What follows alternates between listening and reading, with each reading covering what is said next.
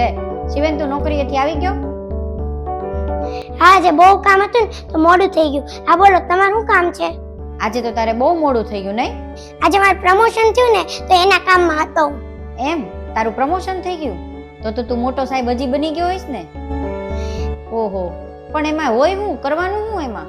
એમાં તમને ક્યાં ખબર પડે છે કે પ્રમોશન એટલે હું, નોકરી એટલે હું? તમે ક્યાં કોઈ દી સ્કૂલે ગયા? તમારે નકરું રસોડામાં રસોઈ બનાવ્યા કરવી.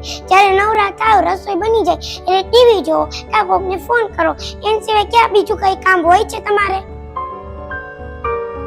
તમને ક્યાં કઈ ખબર છે કે નોકરી એટલે હું, એમાં કેટલું કામ હોય? તમે અહીંથી ઘરમાંથી બહાર નીકળ્યા, હારું મને ભૂખ લાગી છે, મને જમવાનું આપી દો.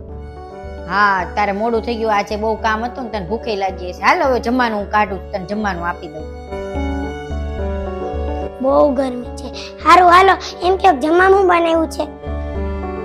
અરે કાઈ નહીં, તારું ફેવરેટ રીંગણા બટાટાનું શાક અને રોટલી બનાવી છે. હાલ જમવા બેહી જા. આખો દી શાક રોટલા. આ બાજુવાળાની ને એની મમ્મી જો અને બધાની મમ્મીઓ જો વિડિયો જોઈને કેટલું નવું નવું બનાવે છે, અને તમે નકરા શાક રોટલા બનાવો છો. કાંઈ આવડે નહીં ને જમવાનું બનાવો વયા જાવ.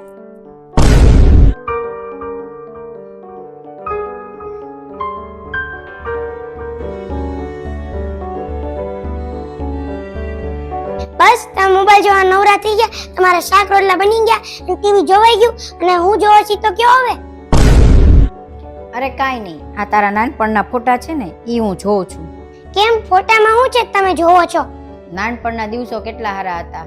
તું મારી બધી વાત માનતો, આખો દિવસ મારી આગળ પાછળ ફરતો, હું જે જમવાનું બનાવું તું જમી લેતો, અને એ તે પાછું મારા હાથે તું જમતો. પરાણે કહેતો કે મને જમાડો જમાડો, અને કેટલું હું પ્રેમથી તને જમાડતી અને તું ગમે તે ખાઈ લેતો. અત્યારે તો તું મોટો થઈ ગયો, મોટો સાહેબ બની ગયો, નોકરી થઈ ગઈ. હવે તો તને બધી ખબર પડવા માંડી, એટલે હવે તો તને મારું બનાવેલું ખાવાનું નથી ભાવતું. હું ટીવી જોઉં, મોબાઈલ જોઉં એ નથી ગમતું, કારણ કે તને ખબર છે કે તું ભણેલો છો અને તું મોટો સાહેબ છો, અને હું તો ભણેલી નથી અને મને કાંઈ ખબર નથી પડતી. એટલે તને એમ લાગે છે કે મમ્મીને કાંઈ ખબર નથી પડતી ને કાંઈ આવડતું નથી. કેટલા દિવસો કેટલા બદલાઈ જાય છે. હા મમ્મી, ભૂલ તો મારી જ છે. મારે થોડુંક વધારે કામ ને વધારે ટેન્શન આવી ગયું એટલે મેં તને વધારે સંભળાવી દીધું. મને માફ કરજે. અરે નાના શિવેન, તારે માફી માંગવાની જરૂર નથી. દીકરા થોડી માતા પિતા પાસે માફી માંગે. તને તારી ભૂલ સમજાઈ ગઈ ને એ જ મોટી વાત છે. હવે તારે માફી માંગવાની જરૂર નથી. દીકરા ઓફિસર બની જાય કે પ્રધાનમંત્રી કે કલેક્ટર, ગમે એ બની જાય, પણ માથી મોટા કોઈ દી ન થાય. આ બધા એક વાત તો સાચી કીધી છે. જ્યારે દીકરાને ટેન્શન કે દુઃખ હોય ને ત્યારે માતાના ખોળામાં જ્યારે હુએ ને ત્યારે એનું બધું ટેન્શન અને બધું ગાયબ થઈ જાય છે. અને હવે છે ને શિવેન, મેં નક્કી કર્યું છે કે જ્યારે જ્યારે મને થોડો સમય મળે ને ત્યારે હું લખતા વાંચતા શીખતી રહીશ. એટલે તને તે બધાની વચ્ચે કહેતા શરમ ન આવે કે મારી મમ્મી અભણ છે, તને એવું ન લાગે કે મને કાંઈ નથી આવડતું.